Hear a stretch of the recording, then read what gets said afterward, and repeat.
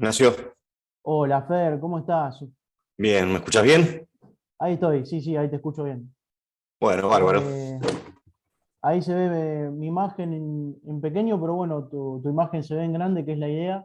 Así que creo que la nota va a salir en pantalla partida por Instagram, así que bueno, genial. Creo que estás desde la compu, ¿no? Sí, sí, estoy desde la compu.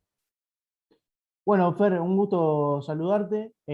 Acá estamos con Fernando Pacini, por supuesto. No, creo que no hace falta mucha presentación porque todos los que estamos acá en el periodismo y en el mundo del fútbol y los que seguimos el periodismo y el ambiente de la comunicación ya te conocemos mucho. Bueno, Fer, quiero consultarte cómo va llevando todo este año, ¿no? Y toda esta pandemia, porque cambió el mundo el otro día charlábamos, y quizás ahora también se está empezando a normalizar un poco más todo, pero con diversos cuidados que todavía hay que estar ahí a la altura de las circunstancias. Bueno, un gusto, Nacho, un gusto estar con vos. Bueno, la hemos llevado como la mayoría de la gente, creo, también con aprendizajes, con estar atentos a la nueva situación e ir gambeteando a medida que aparecían los rivales. Pero en lo particular creo que la he llevado bastante bien. Ha acelerado algunos procesos de comunicación que estaban latentes previos a la pandemia y que se han pronunciado en este tiempo.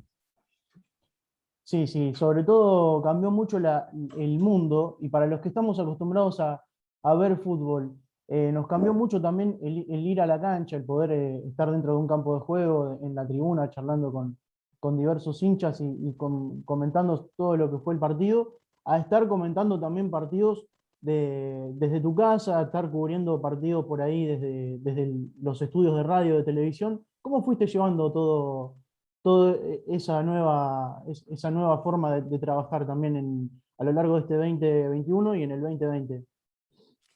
Bien, porque como te decía recién, creo que se aceleraron algunos eh, procesos tecnológicos que estaban en marcha, pero que estaban en reposo o que se utilizaban muy excepcionalmente y que a partir del nuevo escenario funcionó como un catalizador que nos obligó a adecuarnos a esa realidad. Yo al principio, por supuesto que lo que más me costó es no solamente no ir a la cancha, sino no tener el sonido de fondo de la cancha, pero también fue un proceso de adaptación y por suerte con estas nuevas tecnologías y la posibilidad de conexión digital del audio y demás, sobre todo para la radio, para la tele fue un poco más complicado, pero para la radio fue bastante prolijo. Las consolas IP y demás tienen una calidad de audio casi de estudio, entonces no, no afectó demasiado al espectáculo radial justamente porque la calidad era muy buena. En la tele fue un poco más complicado, tuve que hacer un poco de curso acelerado de iluminación, de audio, de cómo enviar grandes archivos y ese tipo de cosas, pero bueno, creo que ya pasó la ola más grande. Ujú. Y ojalá así sea. Fer, para charlar un poco para meterme un poco en lo que fue tu carrera, quiero comenzar en tus inicios, porque vos comenzaste a los 13 años de edad. Para muchos pueden pensar que es una locura comenzar con esa edad, pero bueno, vos te animaste a dar el primer paso antes creo yo, que comenzar con la etapa más complicada de la vida, que es la adolescencia, pero a los 13 años es muy difícil también saber cuál es tu vocación y qué querés hacer y a qué te querés dedicar. Y si estás seguro de lo que realmente querés, es el periodismo. ¿Cómo tomaste esa decisión de acercarte a la radio de Acevedo, a Radio Encuentro, y comenzar a dar tus primeros pasos? ¿Cómo fue ese inicio? Contame. Bueno, lo que pasa es que yo creo que sí, que tuve un comienzo demasiado prematuro y una aparición de alguna manera de la vocación también demasiado prematuro. Imagínate que mi viejo relataba en Pergamino cuando yo era chico y crecí casi en una cabina de transmisión. Entonces, desde los 4 o 5 años iba todos los fines de semana con mi viejo a la cancha y me emparentaba con los técnicos de la radio, me familiaricé con los equipos, con los micrófonos y jugaba al fútbol y mientras jugaba relataba. Entonces tenía aprendí a leer con la revista El Gráfico, digamos, todo un contexto muy proclive a despertar esa vocación si es que existía esa esencia en mí, y creo que sí. Entonces, desde muy chico no tuve muchas dudas de cuál era el norte hacia donde quería ir. Digamos, las coordenadas en el GPS las tenía ingresadas desde muy pequeño, y apareció la posibilidad de una radio que ahora parece una antigüedad, pero que en aquel momento era para los pueblos muy importante, una radio por circuito cerrado, una radio por cable sería,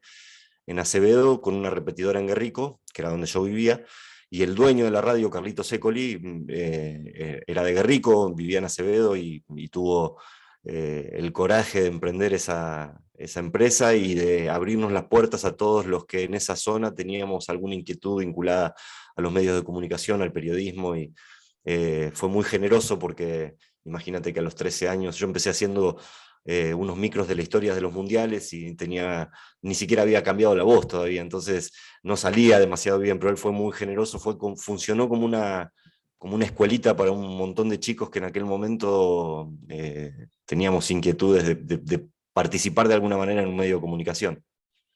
¿En qué año fue, recordame, que comenzaste ahí en Radio Encuentro de Acevedo? 87. 87. O sea que después del Mundial 86, después de lo que fue la consagración de Diego Maradona, de toda esa selección brillante de Bilardo, vos comenzás a incursionar en el mundo de la comunicación y del periodismo. ¿Cómo viviste ese Mundial, Fer, allá en Guerrico, el del 86? Como un hincha eufórico, porque bueno, yo tengo algunos registros muy breves del Mundial 78, en especial dos partidos, el partido con Perú y la final con Holanda, pero era muy chiquito. Tengo un registro bastante claro ya del Mundial 82, y en el Mundial 86, con 12 años, eh, estaba muy involucrado, creo que miraba todos los partidos, grababa, tenía una vieja VHS que era un mastodonte así de grande, grababa todos los goles del Mundial, y tenía un VHS de la historia de los mundiales que había sacado la revista El Gráfico, entonces estaba muy involucrado con todo lo que pasaba en la Copa del Mundo, y muy hincha de esa selección y de las emociones que produjo Diego y todo ese equipo, así que tengo recuerdos muy nítidos de ese Mundial. Te tocaba ese tema también, en parte, porque en la cuarentena, viste que nos pusimos todos, los que somos amantes del fútbol, a ver partidos viejos, históricos, y bueno, como estábamos aburridos, no sabíamos qué hacer en algún tiempo que otro que nos sobraba. Yo me puse a ver Argentina-Bélgica, la semifinal del mundo del 86. Te debes acordar patente, Maradona hace los dos goles, y yo creo que ese partido de Maradona, no sé si coincidís, contra Bélgica es el fútbol en su máxima expresión, más que contra Inglaterra.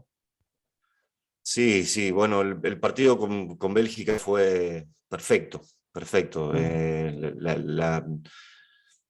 Eh, la manera en la que Diego trascendía su actuación individual, la influencia en el compañero, la influencia en el rival, la influencia en el espectador, se apropió del espectáculo.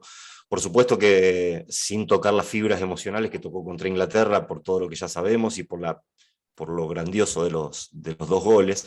Pero bueno, esa semana entre Inglaterra y Alemania fue la semana del fútbol argentino, la más grande de la historia del fútbol argentino, porque además es muy difícil provocar tantas emociones a tanta gente y que sea tan unánime.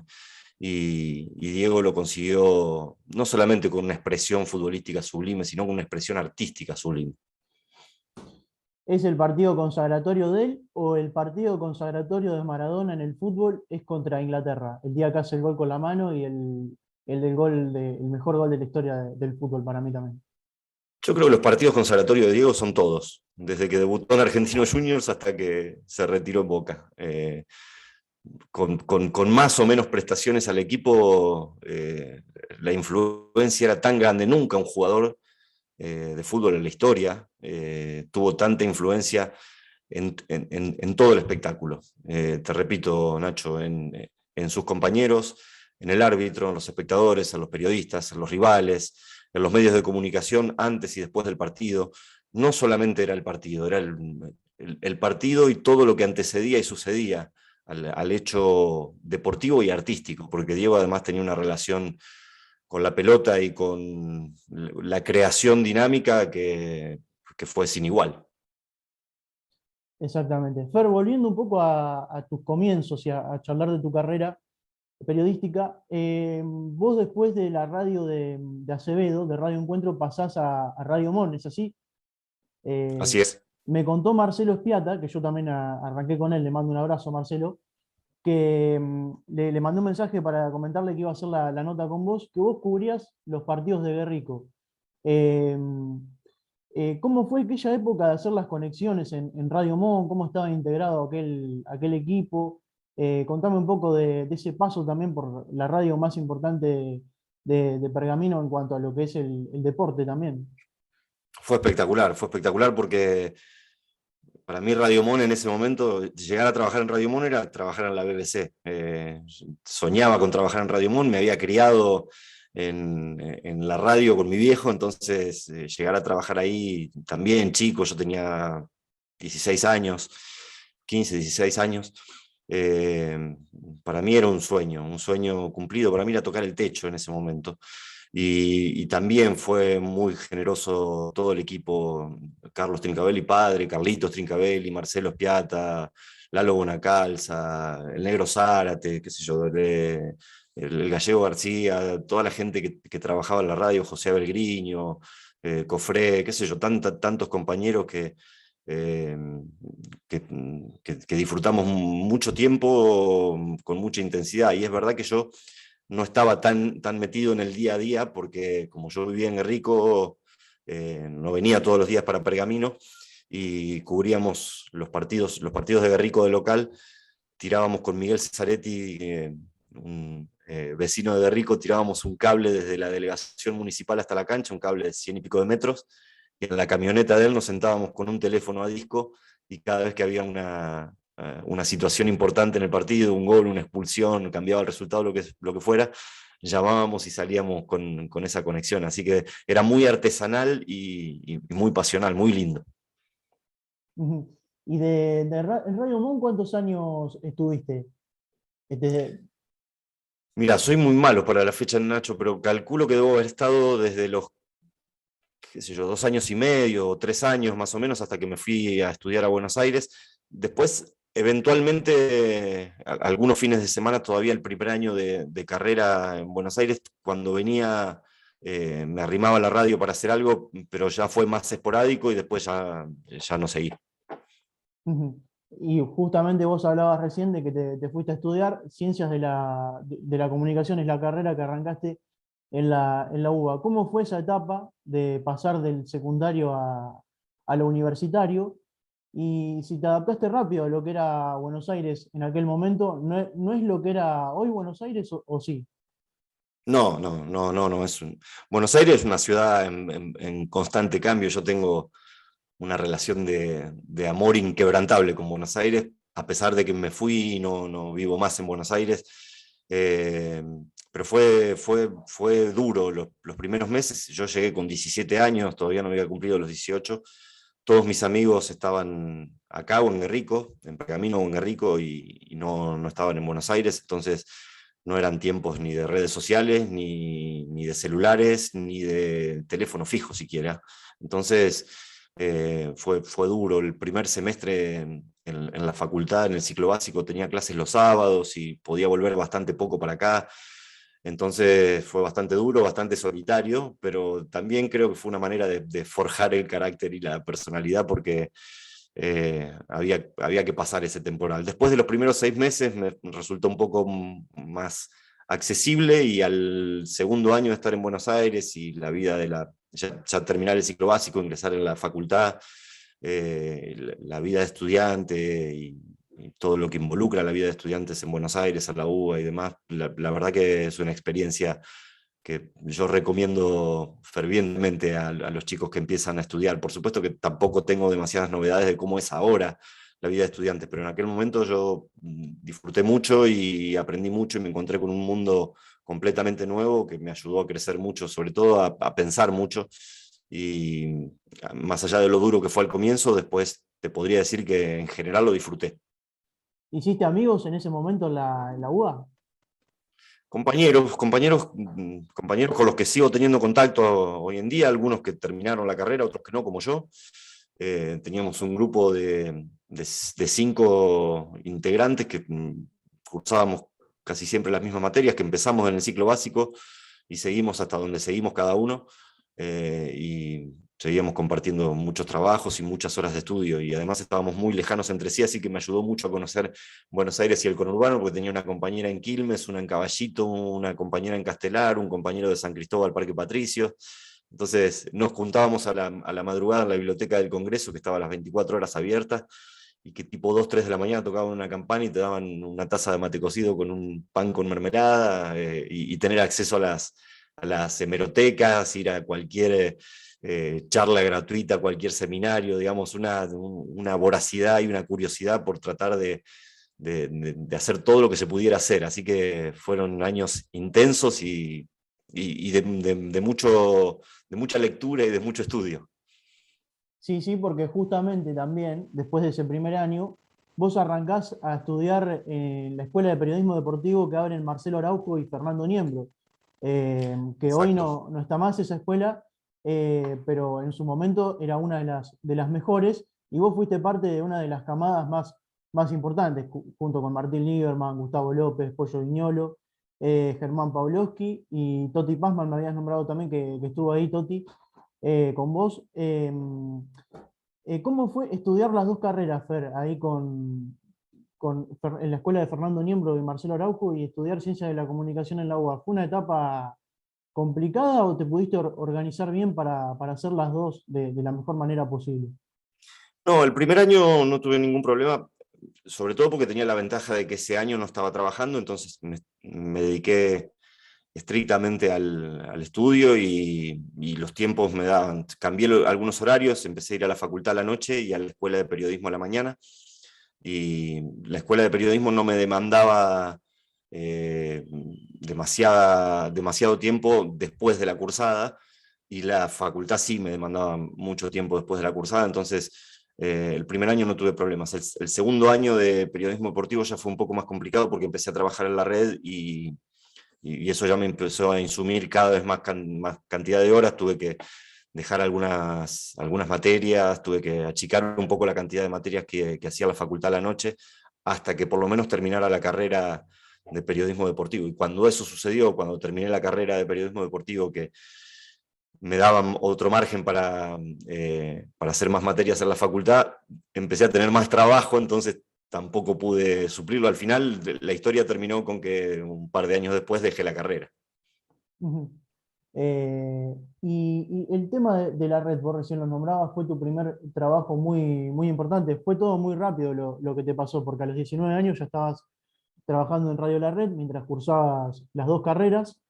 Después te llega la oportunidad de fútbol de primera, y a los pocos años en Radio La Red te toca entrevistarlo a Diego Armando Maradona, nada más y nada menos, en su segunda vuelta a Boca y al fútbol argentino, por supuesto, también. ¿Cómo fue esa primera posibilidad, Fer, en Radio La Red? ¿Cómo surge?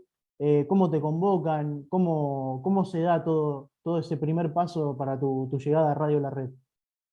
Bueno, la verdad que hay mucho de fortuna en eso, Nacho, porque es un poco estar en el momento justo en el lugar indicado, porque para ponernos en contexto, en el 93, 94 hay como una explosión de los medios de comunicación, de los medios audiovisuales y de los medios gráficos también, de darle un lugar diferente al deporte, que hasta entonces tenía poco espacio en los medios, y no sé, la máxima expresión del periodismo deportivo era la revista El Gráfico.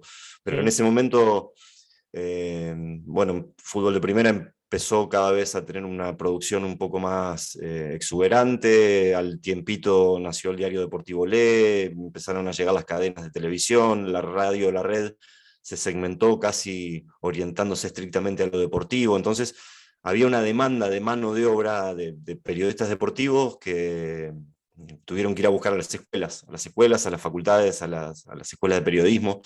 Y entonces estábamos ahí, estábamos en el momento justo en el lugar indicado, y nosotros teníamos un coordinador a la escuela que era Ricardo Ciocia, lamentablemente fallecido, que era una especie de Bernardo Grifa del periodismo deportivo en ese momento, porque Ujú. a él, Marcelo, Fernando Niembro y el resto de los lugares donde estaban buscando periodistas lo identificaron a él como el coordinador de todos esos chicos, y él era el que iba diciendo, bueno, andá vos a probar acá Radio Libertad, andá vos para la red, necesito un cronista en tal lado para...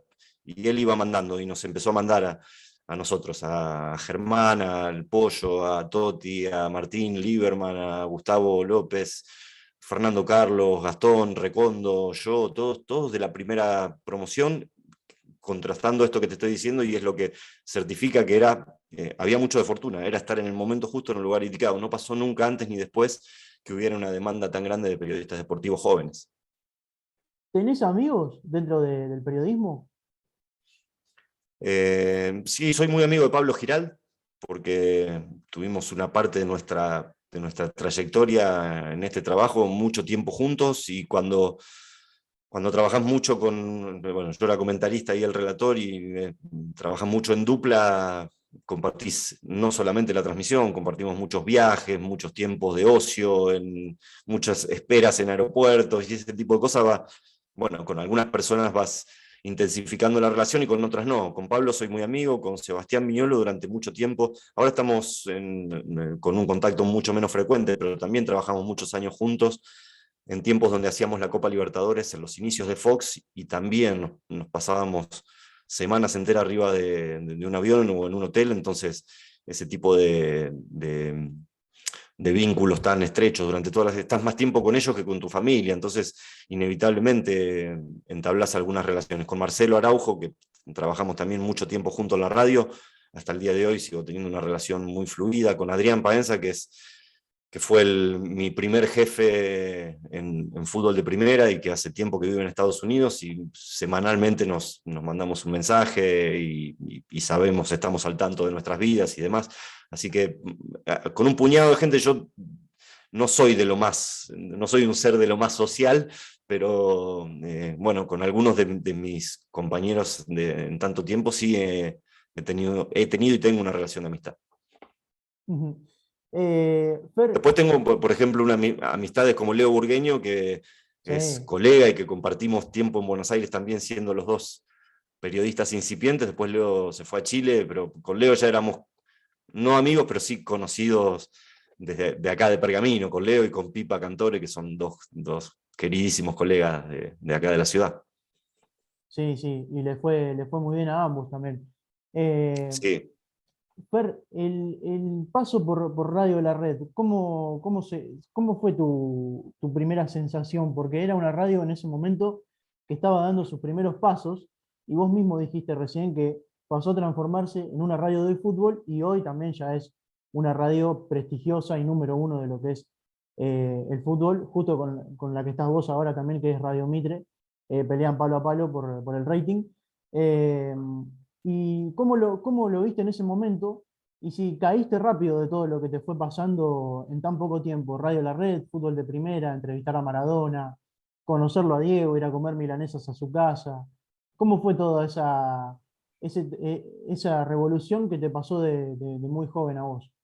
No, vos sabés que me di cuenta de algunas cosas mucho tiempo después, porque esos años, no sé, te repito, no soy muy bueno con las fechas, pero creo que entre el 94 seguro, y 98, 99 fue una montaña rusa. Fue una locura todo. Casi que no tuve tiempo de reaccionar de todo lo que me estaba pasando y de todo lo que estaba haciendo. Porque además era mucho tiempo, era poner el cuerpo. Bueno, no tenía día libre, lo hacía con muchísimo gusto porque era el deseo de mi vida, pero fue muy rápido, muy frenético el ritmo de esos años. Cuando llegué a la red, sí, tenía la sensación de estar tocando el cielo con las manos, porque además empecé a trabajar con Marcelo. Era el primer programa deportivo de la red, fue el de Marcelo Araujo. Empecé como cronista, lógico, y bueno, después al tiempito llegaron Fernando Niembro al mediodía, a la mañana Macaya, a la tarde Gonzalo Bonadeo, y a la noche había un magazine como de repaso, y nosotros éramos cronistas a tiempo completo, desde las 8 o 9 de la mañana hasta las 12 de la noche. Y después el trabajo fue decantando. Marcelo se encariñó mucho conmigo, y yo estaba muy compenetrado con el programa, y pasé a estar en el estudio con Marcelo y con Paulo Vilouta y con Gabriel Schulz. Y bueno, y después siguió la historia. Y ser cronista en una radio como La Red, en ese momento en tu edad tenías muchas figuras también, porque vos cubrías Boca. ¿Cómo te repercutió a vos por dentro tener que ir a hacer notas a protagonistas que en ese momento eran muy importantes? Que estaba, si no me equivoco, Diego Latorre también jugando en ese momento, que hoy es comentarista de fútbol. Después llegó Diego, después llegó Canigia también al tiempito, que estabas vos cubriendo Boca justo también. ¿Cómo fue ese momento que te toca ir a entrevistar a toda esa gente muy importante del mundo del fútbol, y si te pusiste nervioso ahí en las primeras notas? Mirá, cuando yo empecé a cubrir Boca, imagínate que las coberturas en ese momento eran muy diferentes a las coberturas de hoy día. Hoy hay un despliegue de medios y de periodistas todos los días, y hay jefaturas de prensa, y tenés los accesos súper restringidos. Yo en aquel momento iba a los entrenamientos y veía los entrenamientos. Los entrenadores, a quienes estoy eternamente agradecido, se quedaban conversando, me explicaban lo que iban a hacer en la sesión de entrenamiento. El entrenador de Boca, cuando yo empecé, recién llegaba Menotti, y al tiempo Marzolini. Y, bueno, yo tenía una admiración por Menotti en ese momento extraordinaria, la conservo todavía, y fue muy generoso conmigo, porque además yo trabajaba en una radio cuyos periodistas estaban peleados con Menotti. Entonces, en teoría iba a tener un campo difícil de atravesar ahí. Me la puso muy sencillo, nunca tuvo ninguna objeción. Y más, yo iba a Don Torcuato, me iba en tren y en colectivo a Don Torcuato, donde practicaba Boca en el Hindú Club, y a la vuelta, los días fríos o de lluvia, o cualquier día que me cruzaba Menotti saliendo del entrenamiento, me llevaba hasta Buenos Aires. O sea, era una cobertura mucho más artesanal. Conversábamos con los jugadores, no había jugadores asignados para la nota tal día. Vos terminaba el entrenamiento y yo le decía a Márcico, a Maradona, a Canigia, o al Kili González o a Verón: che, podemos hacer una nota, y hacíamos una nota. Entonces se convertía en algo bastante natural, por suerte, porque eso hizo que uno pudiera tener un vínculo más estrecho con los planteles que cubría, y además yo comprendía mejor lo que veía en el partido después, porque sabía lo que habían planificado, lo que habían hecho. Así que la verdad que fue una escuela. Te diría que fue más importante toda esa etapa de cronista para mí en el aprendizaje que todo lo académico de cualquier escuela. Ujú. Y vos recién me nombrabas el acceso directo que había hacia los jugadores y hacia los técnicos, en ese momento figuras del fútbol argentino, que hoy es muy difícil llegar a un jugador directamente, tenés que hablar con el jefe de prensa, representante, etcétera. ¿Qué pensás que pasó con eso? Que se perdió el acceso directo hacia un jugador y hacia un entrenador, o hacia un presidente también, porque hoy también es muy difícil contactar a un dirigente para hacerle una nota de manera frecuente, ¿no? Porque hablan muy de vez en cuando los protagonistas. ¿Qué pensás que pasó con eso, Fer? Con la comunicación y Hay un el trato cambio de con los época, jugadores. un cambio de época, Nacho, que básicamente tiene que ver con la cantidad de medios, con la explosión de medios, con la posibilidad hoy día de que cada persona pueda hacer su propio medio. Entonces se convirtió en algo inmanejable. Los clubes tuvieron que profesionalizar áreas que no existían, tuvieron que crearlas primero y después profesionalizarlas, porque es imposible hoy administrar los requerimientos periodísticos de 100, 150 medios en un entrenamiento. Y no hablo nada más que de los equipos más populares. No es sencillo para, no sé, Lanús o Defensa y Justicia administrar la cantidad de medios que piden acreditaciones, que piden entrevistas. Fue una cuestión de cantidad. Si se siguiera atendiendo de la misma manera que en aquel entonces a la prensa, los entrenadores y los protagonistas no tendrían ni tiempo de entrenarse, y además sería bastante difícil de sobrellevar una demanda tan grande. Pero en aquel momento no era así. Mirá, yo iba a los entrenamientos de Boca, Nacho, y los viernes éramos 3 los periodistas que estábamos siempre. Después había algunos que se añadían excepcionalmente.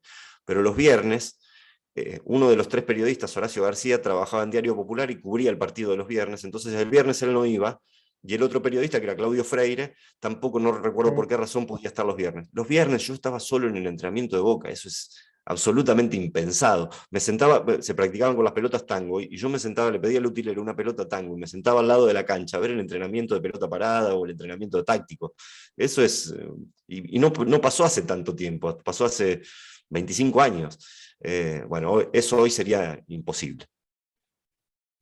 Imposible, claro, por la cantidad de medios que vos recién lo definiste de una manera muy buena. Después también te toca trabajar en fútbol de primera, ¿no? Pasás a Teis Sports, a Fox, a trabajar con Juan Pablo Varsky, Macaya, Marcelo Araujo, por supuesto también, que estaba ahí en las transmisiones. ¿Cómo fue, Fer, integrar ese programa de culto, de referencia total, yo le diría, un programa, creo que el más importante de la televisión del fútbol argentino, durante mucho tiempo? Durante 15 años integraste vos y estuviste dentro de ahí de la co-conducción y de la conducción del programa muchas veces. ¿Cómo fue? Sí. ¿Qué aprendiste y qué enseñanza te dejaron todos esos maestros? Y más allá de esto que vos nombrabas, de la conducción en el final, en los tiempos finales de fútbol de primera, o la co-conducción del programa, eh, yo hice todas las inferiores en fútbol de primera, comenzando en el 94 con Adrián, que era nuestro jefe periodístico, haciendo partidos con una sola cámara, donde se grababan los partidos, no salían al aire en vivo, no salían nunca completos los partidos en ningún lado, y nosotros hacíamos con una cámara el relato, el comentario, y después bajábamos al vestuario a hacer las notas. O sea, todo eso pasaba en ese fútbol de primera. Yo me defino esencialmente como un producto de fútbol de primera. Nosotros, los de mi generación, y casi todos, te diría, los chicos que nombramos antes, somos un producto de fútbol de primera. Yo creo que así como la revista El Gráfico fue una escuela de periodismo en la gráfica, Fútbol de Primera fue la mayor escuela de periodismo audiovisual vinculado al deporte, eh, porque había un rigor y un despliegue profesional, técnico, de producción y de detalle periodístico como nunca he visto, ni antes ni después de trabajar en Fútbol de Primera, con el rigor que además tenían profesionales como Enrique, Macaya Márquez, Marcelo y Adrián, que eran el tridente que conducía el barco. Así que esencialmente yo creo que casi todo lo que aprendí lo aprendí en fútbol de primera. ¿Juan Pablo Varsky es de tu camada también o es un poco más grande? Juan Pablo es un poco más grande y Juan Pablo tiene otro origen. Juan Pablo es egresado del Colegio Nacional Buenos Aires y después rápidamente empezó a trabajar en un canal de cable que ya se extinguió, que fue uno de los primeros canales de cable en el área metropolitana en Buenos Aires, que era BCC, y de ahí ATN. El comienzo de Juan Pablo fue por otro lado. Ajá, pensé que habían coincidido también en el comienzo universitario, después en fútbol de primera también. En fútbol de Eh, primera sí coincidimos sí, en los últimos tiempos. Juan Pablo no tuvo todo el desarrollo de las inferiores que yo te decía en fútbol de primera, sino que ya llegó muy consolidado, muy armado, muy hecho, y compartimos, no sabría decirte cuántos años fueron, pero los últimos 3 o 4 años en fútbol de primera con él y con Macaya, en el piso del programa los tres.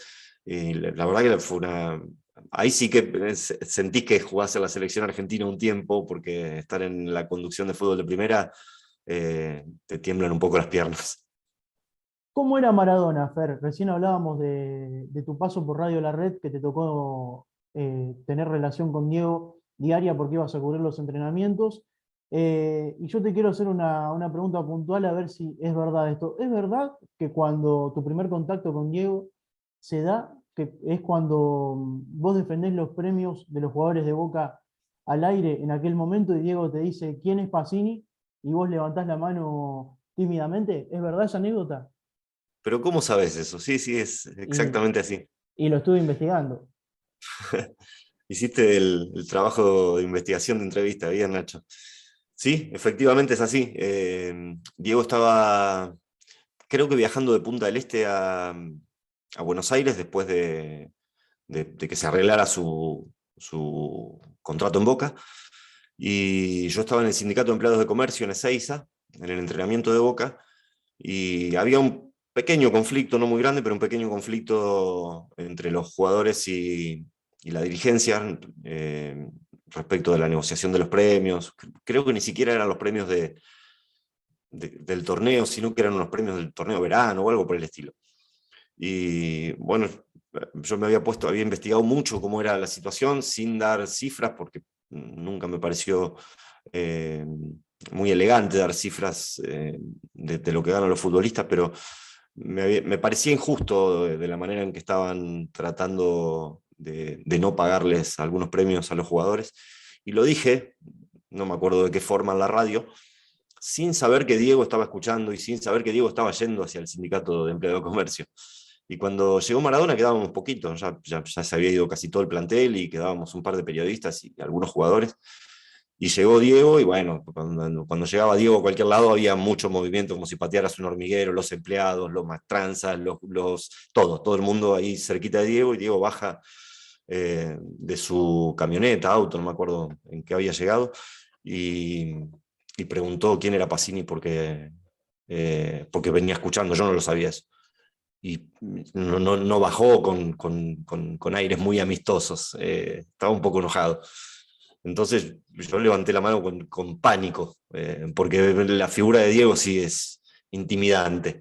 Y, bueno, me felicitó por lo que había dicho y por lo que estaba de acuerdo con que había que pelear los premios de esa manera. Bueno, no sé, no recuerdo. Creo que no recuerdo ni una palabra porque me ganaron los nervios.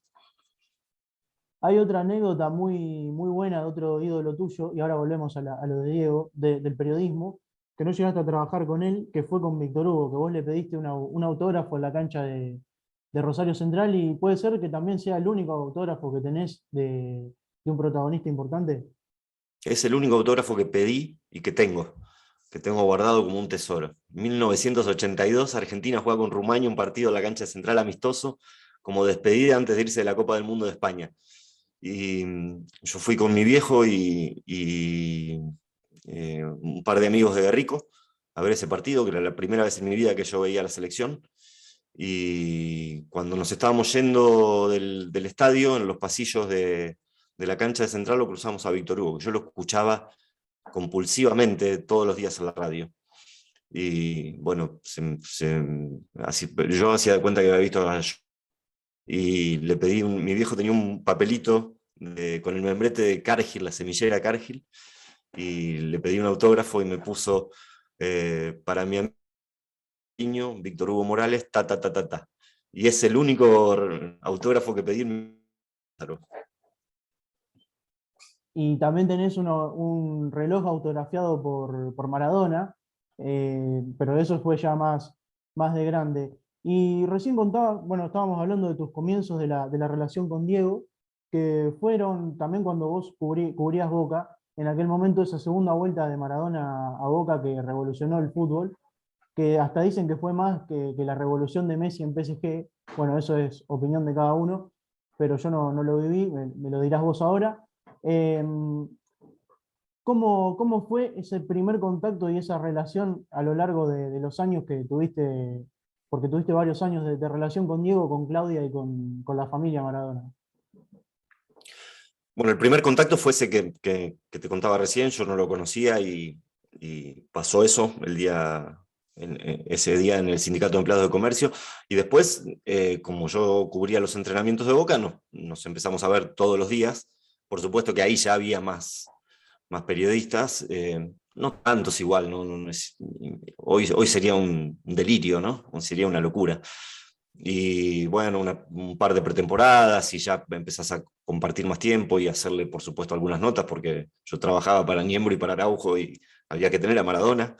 Entonces, bueno, ya empecé a hacerle algunas entrevistas y pegamos buena onda. Diego era muy generoso y yo creo que no solamente había una cuestión de empatía y de escaneo de parte de él cuando conocía a alguna persona, sea en el rol que fuera, sino que después valoraba mucho el respeto, el cuidado de su intimidad y de su familia, y bueno, qué sé yo, empezamos a tener una relación más o menos cotidiana y buena, y muy buena, y de cariño, y él fue extremadamente, él y su familia, Claudia, fueron muy, muy generosos, gente de una sensibilidad extraordinaria, de mucho cariño, de mucho amor, y te lo expresan y te lo hacen saber, y la verdad que a mí me recontra apañaron, me cobijaron, me compartieron cosas impensadas, así que yo voy a estar eternamente agradecido a Diego y a Claudia y a su familia. ¿Y las milanesas de Claudia, cuáles eran más ricas, las de pollo o las de carne? Bueno, es que parece mentira, pero a todos nos costaría creer que había una vida familiar de un jugador profesional de fútbol. Cuando Diego estaba jugando en Boca y que estaba en muy buena forma y muy consustanciado con el proyecto, las veces que yo he ido con Diego a su casa fue después del entrenamiento, yendo de 6 a la casa de Diego, y llegábamos a una casa normal, solamente que el habitante era Maradona, pero después él o su mujer cocinaban y comían con las chicas, y se iban a dormir la siesta a Diego, porque después o había doble turno o había que descansar. Era una... Parece mentira que uno supone que Diego no tuvo nunca esa vida, y sí, tuvo esa vida de jugador profesional, y es el segmento de su vida a la que yo tuve mínimo acceso es ese, así que conocí a una persona que con el tiempo, cuando se te va el impacto del choque con la figura, lo empezás a ver como alguien más normal, y naturalizás la relación. Eso es lo que te decía, que no te das cuenta de la relación que naturalizaste hasta un tiempo después, cuando lo ves en perspectiva. Te tocó hacer uno de los reportajes quizás más importantes de la historia del periodismo, porque bueno, fue a Maradona cuando estaba muy complicado de su salud en Punta del Este. Te tocó ir con Martín Lieberman, él los eligió a ustedes dos para Fox, y la nota fue muy difícil de hacerla, por lo que estuve averiguando también, es una nota muy de público conocimiento, por supuesto, detrás de lo que pasó en esa nota. ¿Es verdad de que si ustedes no hacían esa nota, dejaban de trabajar en torneos? No, ¿No es no, verdad no. eso? Es cierto que fue una nota convulsionada, no fue una nota sencilla, pero no, eso no es verdad. No hubo ninguna amenaza. Nosotros teníamos presiones habituales en nuestro lugar de trabajo para conseguir bueno, lo que pasa en cualquier medio que compite. Eh, las presiones por llegar primero, pero también teníamos la necesidad de no cometer errores. Esa nota que paralizó al país y que fue una locura realmente, sí, fue una nota muy convulsionada, y que probablemente, viéndola ahora con algunos años más de experiencia, es una nota que no sé si volvería a ser en las condiciones en que la hicimos. Pero bueno, ahí nos llevó puesto la ola, y uno no podía ver un poquito más lejos, y fue una nota extremadamente convulsionada por lo que generó, porque se hizo en una clínica, porque se hizo a la madrugada, porque la quería Diego. Eso es absolutamente genuino. Diego, en aquel momento se corrían rumores, hasta no había redes sociales, entonces todo era un poco más lento, la circulación de la noticia y de los rumores era un poquito más espesa, pero se corría el rumor de que Diego estaba muy mal de salud, incluso de que había muerto, y Diego dijo: quiero mostrar a los argentinos que estoy vivo y que estoy mejor que nunca, y quiero hacer la nota. Y bueno, fue casi el momento en el que hizo la nota fue casi responder más a un deseo de lo que quería Diego en ese momento, que a una prolijidad periodística. Por eso te digo que a lo mejor hoy tomaría algunos otros recaudos antes de hacer una nota que generó tanta controversia, y después se dijeron mil cosas que no fueron ciertas. Ujú. Y encima no había redes sociales, imagínate lo que hubiese sido Menos mal, con Instagram y Twitter, menos mal, menos mal. imagínate. Eh, Fer, después te toca ir a Francia 98, después de ese paso por Radio La Red, fútbol de primera a tus comienzos. ¿Cómo es ese primer mundial? ¿Cómo fue esa experiencia? Espectacular, espectacular, porque fue un muy lindo mundial, porque yo no conocía Europa, así que fue la primera vez que fui a Europa. a estar 40 días en Francia y disfrutando de una Copa del Mundo y viviendo en el centro de prensa, que te cruzabas con glorias del fútbol mundial y de la historia del fútbol de los mundiales, y con periodistas de todos los países, y una experiencia sumamente enriquecedora, y además, trabajando en algunos partidos. Yo trabajaba para la red todavía en ese momento, compartía el trabajo en la red y en torneos. Entonces tenía poco tiempo de trabajo por día en la tele para Fox, porque no se podía salir al aire en cualquier momento, dependíamos de las horas contratadas de satélite y demás. Entonces era esa hora y media que tenía para enviar los reportes diarios, y después hacía partidos para la radio. Entonces fue una experiencia espectacular, fue un muy lindo pasaje ese por Francia 98, porque además fue mi primer mundial, así que lo guardo con mucho cariño. ¿Cuántos mundiales tenés vos como periodista? Bueno, que haya viajado a mundiales, tengo dos, Francia y Alemania. Después trabajé desde Buenos Aires en el de Estados Unidos, en el de Corea y Japón, y Brasil. Y bueno, en Brasil y Rusia, que trabajé para la radio, pero esporádicamente desde acá. En el único que no estaba en ningún medio fue en el 2010, que estaba sin trabajo. Claro. Y justamente en el 2010, cuando te quedás sin trabajo, recibís un llamado de Diego Armando Maradona, diciéndote, bueno, arengándote para que sigas adelante y bueno, también para una apurada al medio donde habías dejado de trabajar vos. ¿Qué te dijo Diego en ese llamado, Fer? Eso fue una locura, porque yo hacía mucho que no tenía contacto con Dios. Yo no tuve mucho contacto en la época que él volvió las 2 veces a Boca, pero después hice un par de notas, eventualmente a ver cómo andaba, y no mucho más. ¿No? Hacía mucho tiempo que no tenía contacto con Diego, y en el 2009, después de que comienza el programa Fútbol para Todos, y Torneos pierde los derechos del fútbol y demás, desaparece Fútbol de Primera, y yo quedo adentro de Torneos, pero casi sin trabajo, entonces no tenía mucha razón de ser mi presencia ahí. Y Torneos obviamente prescinde de mis servicios, pero en buenos términos. Me despiden, digámoslo con todas las letras, pero sin ningún conflicto.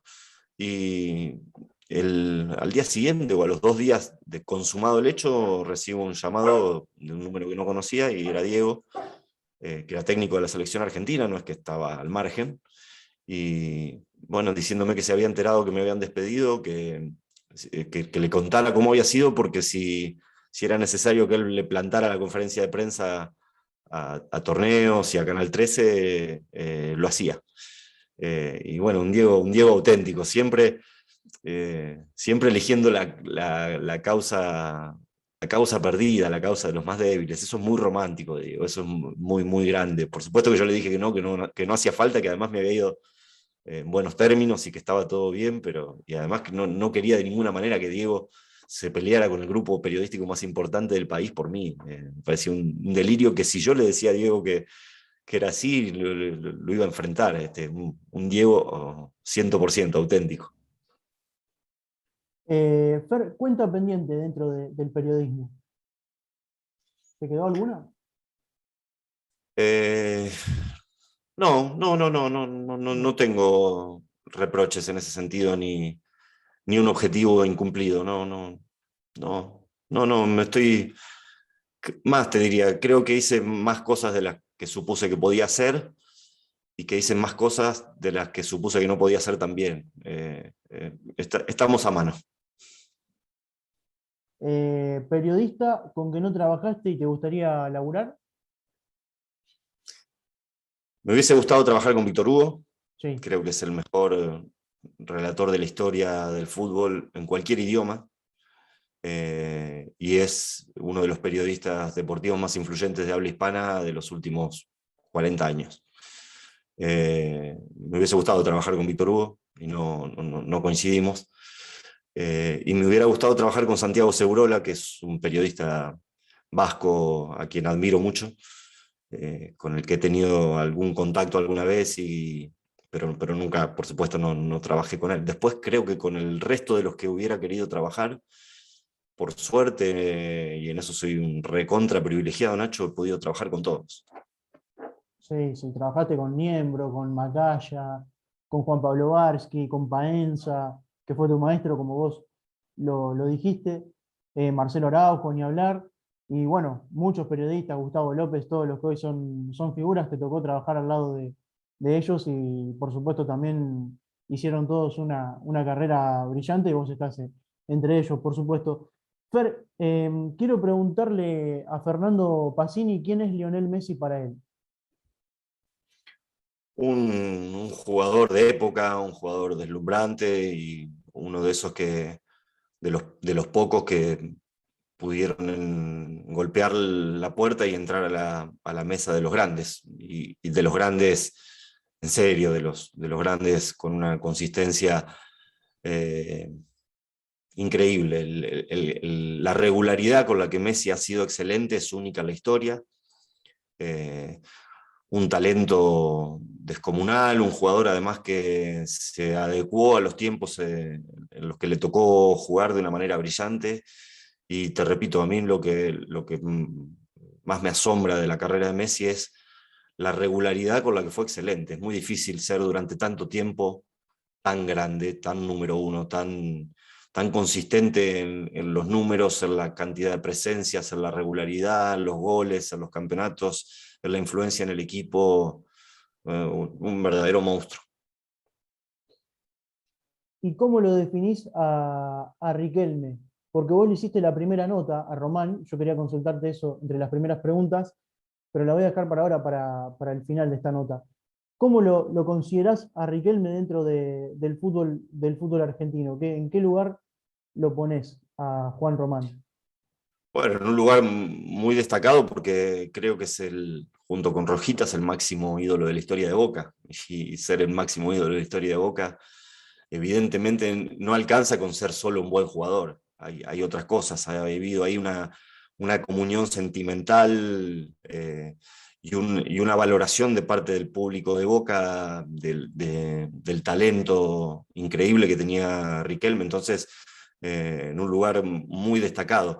Yo soy de los que nunca vi, a ver cómo decirlo sin herir susceptibilidades. Y bueno, si alguno hiero, me disculpo, pero nunca lo consideré a Román, repito, lo disfruté, me pasaba con Román o con Aimar, que eran de esos partidos que cuando te designan que vas a hacer un partido donde jugaban ellos, vos ibas con otra alegría, porque ibas a ver algo distinto.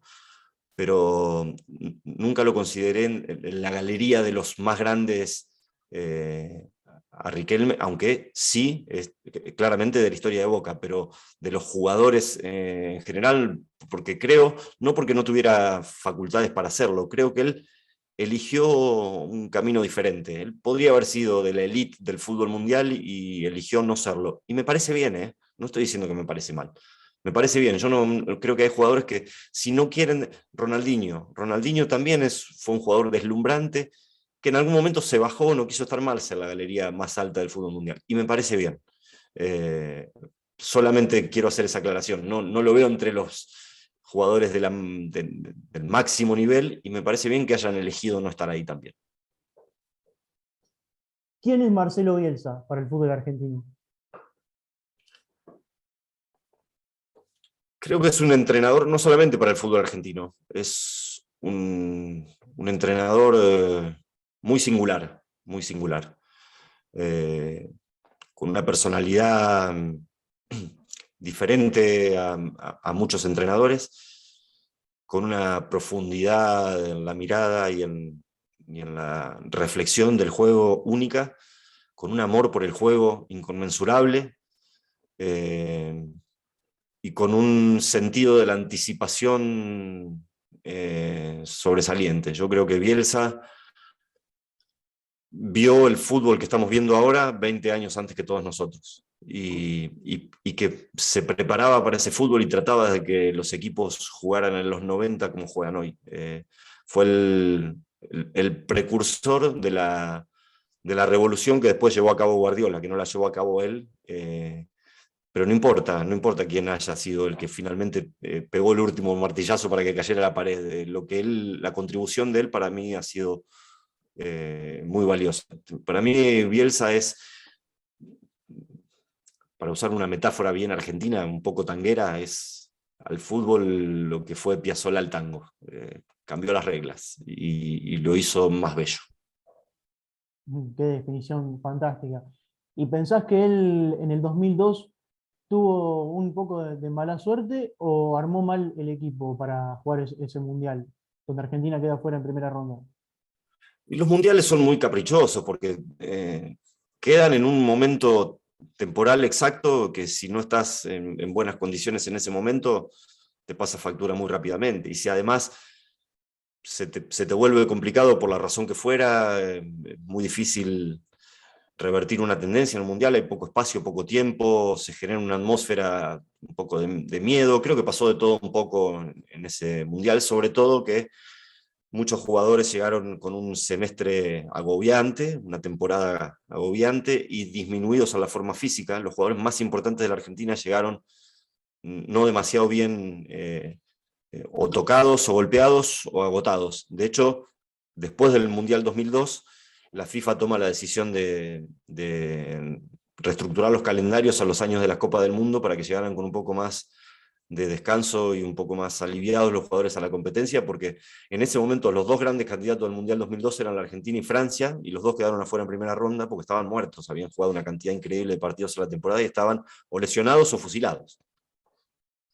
Sí, sí, sí.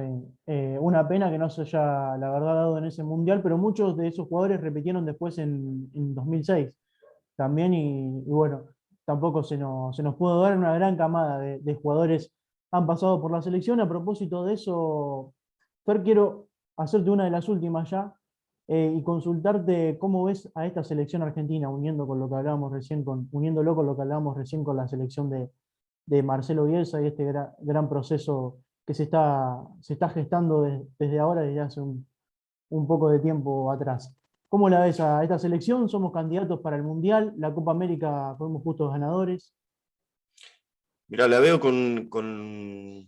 Primero quiero hacer una aclaración. Me puso muy contento por las generaciones que nunca habían visto a la selección argentina ganar un título, ver cómo sintieron y festejaron el título de la Copa América, y me puso contento también por Messi, que tuviera la posibilidad de disfrutar como disfrutó, como, con esa cara de nene que estaba disfrutando en el patio de su casa en Rosario, como cuando era un nenito la Copa América. Eso me pareció emocionante. Mirá que lamentablemente yo me emociono muy poco ya con el fútbol, y es una autocrítica, pero me pareció justo, me pareció un acto de justicia que pasara eso. Lo que te voy a decir ahora tiene que ver más con lo estrictamente futbolístico y es probable que no caiga demasiado simpático. Yo no creo que hay muy buenos jugadores, creo que la Argentina está en condiciones de tener un plantel sumamente competitivo y eventualmente candidato para una Copa del Mundo, eh, con los detalles que tenemos que considerar siempre en una Copa del Mundo, que comentábamos recién, a ver cómo están en ese momento. Vamos a ver cómo están en noviembre del año que viene en Qatar, pero creo que la Argentina tiene muy buenos jugadores y que va a seguir teniendo muy buenos jugadores. De todas maneras, yo no veo en el equipo consistencia colectiva. No, hay cosas del equipo que no me gustan, hay elecciones que no me terminan de convencer, hay disposiciones estratégicas dependiendo de los rivales y modificaciones dependiendo de los rivales que no me terminan de convencer, pero bueno, el fútbol al fin y al cabo también es una cuestión de sensibilidad. Es como te parás adelante de un cuadro de una película y te pasan cosas o no te pasan. A mí no me pasa mucho con esta selección. Ujú. Sí, es cierto que hay cosas para pulir y para mejorar, y en ese caso, hablando un poco también en la mitad de la cancha, porque yo pienso que Paredes es un gran jugador, por ejemplo, pero no es 5 posicional. Te das cuenta porque llega tarde a muchos cruces, se va mucho a los costados, tiene muy buen pase. Eso es cierto que es clave para el 5 tener muy buen pase, pero Paredes a veces lo veo muy desorientado en la cancha y quizás le encontraría un mejor lugar más adelante a Leandro Paredes, en este caso. Bueno, yo no estoy de acuerdo con eso. creo que es una opinión mayoritaria, ¿eh? Creo que mucha gente muy calificada piensa como vos, Nacho, eso. Yo creo que no, que creo que es el mejor 5 posible, solo, sin doble 5, que puede tener la selección, que la recuperación hoy la puede conseguir el equipo y la orientación de Paredes se la puede dar el resto de los jugadores más próximos o más lejanos a su zona, que el equipo tiene que contribuir para la orientación de Paredes, que la orientación tiene que ser natural si el equipo se dispusiera de otra manera. Si el equipo va a hacer estratégicamente lo que ha hecho en muchos de los partidos de la selección durante el ciclo de Scaloni, es probable que se note eso. Pero creo que eso se va a notar con Paredes, con Guido Rodríguez, o con el Tolo Gallego o con el Checho Batista. Va a tener problemas el 5 siempre, sea quien sea y tenga más virtudes defensivas u ofensivas. Eh, a eso me refiero cuando todavía no veo en el equipo un grado de sofisticación que permita que las mejores virtudes de muchos jugadores sobresalgan después, gracias justamente a ese plafón colectivo. ¿Lo Celso te gusta? Mucho.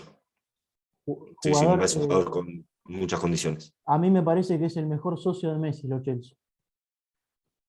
Sí, Lo Celso es un jugador que tiene creatividad, ingenio, es indispensable que tengamos.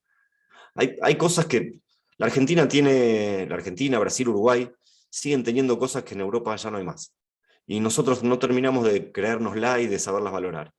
El ingenio, el atrevimiento, el descaro, la gambeta, la picardía bien entendida, ese tipo de cosas que todavía tenemos acá, por cómo se forman los jugadores acá, tenemos que sobrevalorarlas, tenemos que ponerlas en valor y darles más entidad. El fútbol argentino tiene esos elementos que lo distinguen del fútbol tan higiénico, tan funcionarial de Europa, y creo que tendríamos que darle más valor.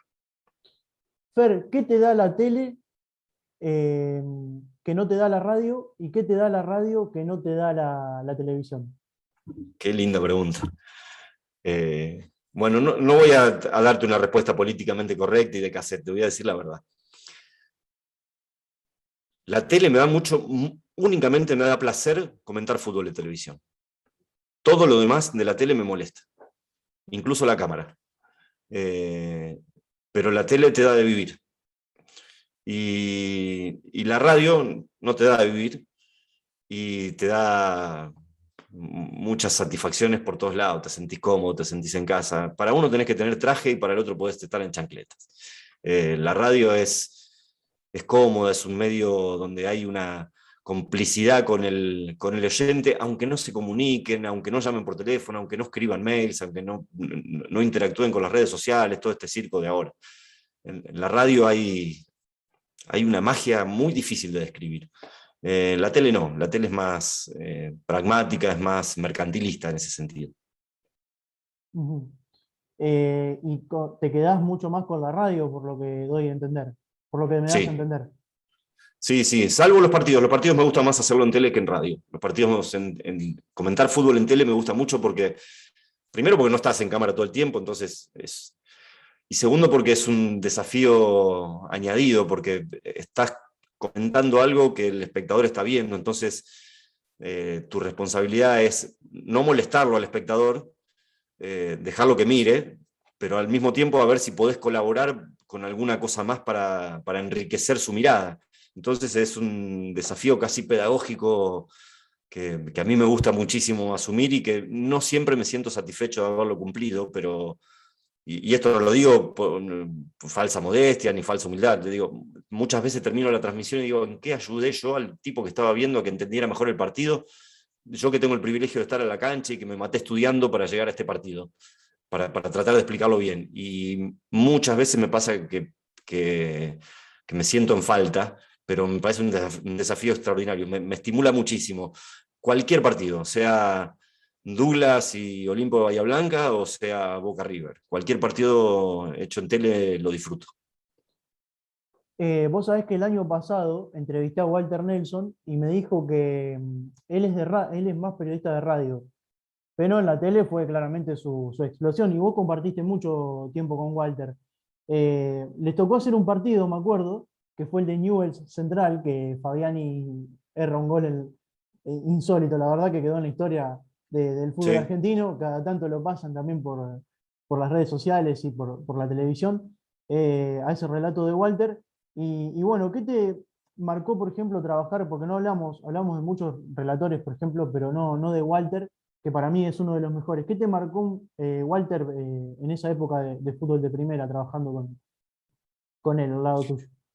Bueno, Walter primero que es un gran compañero, un tipo al que yo quiero mucho, le tengo mucha estima. Segundo, que es un apasionado, un tipo que no ha perdido nunca la pasión por el periodismo, por el fútbol y por el boxeo.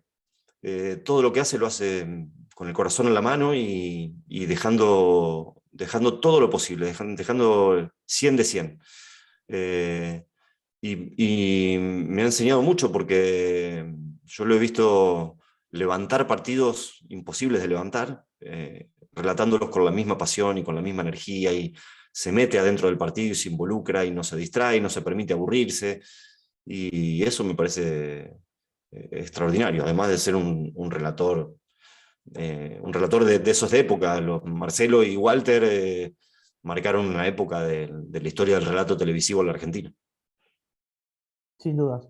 Fer, las últimas dos en una. Objetivos para lo que viene, proyectos, si tenés algo ya seguro, si no querés contar, no importa. ¿Y qué consejos me podés llegar a dar a mí y a los estudiantes de periodismo que queremos llegar a trabajar y hacer una carrera periodística? Objetivos no. Hace un tiempo, ya hace algunos cuantos años, que aprendí que trazarme objetivos eh, profesionales es una aventura que no tiene demasiado sentido, porque después hay tantas cosas que pasan en el medio y estamos expuestos a tantas casualidades y causalidades que no tengo un objetivo claro. En la medida que pueda seguir trabajando de lo que me gusta, me siento ya absolutamente satisfecho y privilegiado.